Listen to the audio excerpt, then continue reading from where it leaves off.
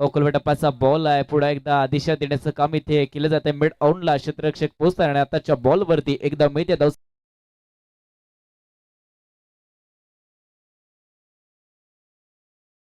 पुढे मारलेला आहे आणि आताचा बॉलला ताकदीचा वापर आणि परफेक्ट टायमिंग या ठिकाणी आपल्याला पाहायला मिळत आहे. रोहन चोरगे आहेत आणि चेंडू सीमा रेषेच्या बाहेर पाठवतायत. सिक्सर खेचलाय, 7 धावा आल्यात.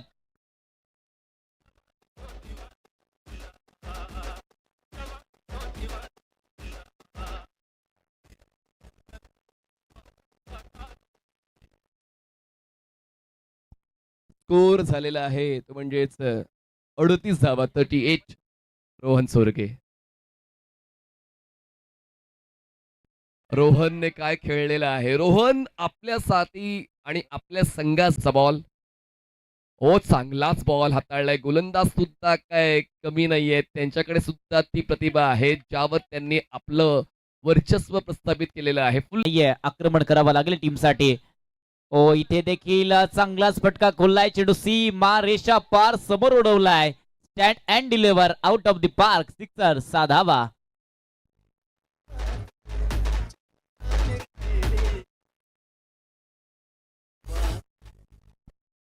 8 चेंडू 35 ची गरज आहे. पुढचे 2 बॉल महत्वाचे आहेत. चोरगेला आपण पाहत आहोत. यावेळेचा बॉल उंच आणि तितकासा लांब जाईल. चेंडू सीमारेषेच्या बाहेर. षटकार.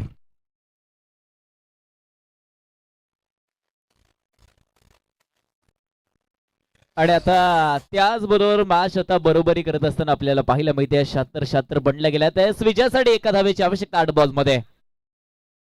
एका धावेची आवश्यकता या ठिकाणी आपण पाहूया. तर रोहन चोरगे आले आणि आल्याबरोबरच चांगला फटका आहे आणि पुढे एकदा इज अ क्वालिटी इस्को लगा डाला तो लाईफ जिंकाला बॅक टू बॅकचा पुढे एकदा आपला तो स्ट्रोक. सिक्सर, 7 धावा. आणि या तर टीम डीडी सायकल्स मॅच जिंकत असताना आपल्याला पाहायला मिळते. अभिनंदन या टीमचा. त्याचबरोबर या मॅचचा हिरो जबरदस्त खेळ ज्याचा आम्हाला पाहायला मिळाला आहे. अर्थातच 2 षटकार आणि 4 चौकार. धावा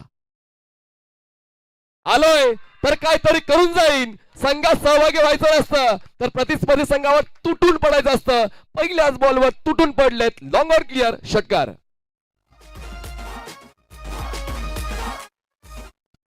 नक्कीच खातं उघडलंय या फलंदाजाने. रोहन चोरगेने षटकाराने स्वतःच खातं उघडलंय. संघासाठी 6 धावा जमवल्या. धावसंख्या 24 कडे पोहोचवली आहे. सुरेख सुरुवात केली आहे. दमखम मध्ये एंट्री आहे. रॉयल एंट्री केली ती रोहन चोरगेने षटकाराने. पुढचा चेंडू संतोषाचा सामना करतील रोहन चोरगे. अकुटवा चेंडू व्यासपूल करायचा प्रयत्न होता. चेंडू गतीमुळे हवा तसा बॅट